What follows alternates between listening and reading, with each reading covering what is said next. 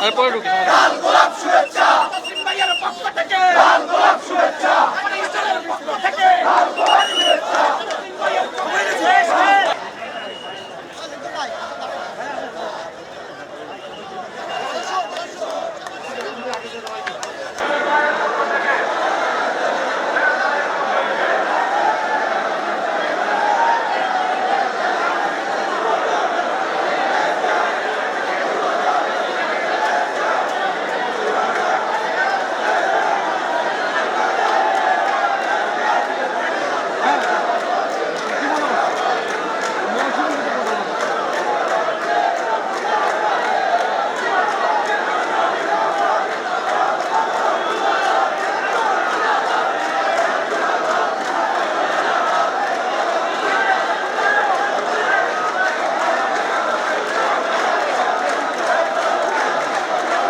A grade ক্লিংকারের confidence cement বাংলাদেশের হৃদয় জুড়ে।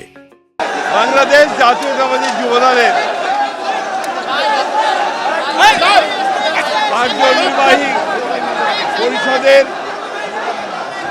নতুন পূর্ণাঙ্গ কমিটি বাংলাদেশ জাতীয়তাবাদী দলের চেয়ারম্যান জনাব তারেক রহমান সাহেব অনুমোদন করেছে। এই কমিটি অনুমোদনের মধ্য দিয়ে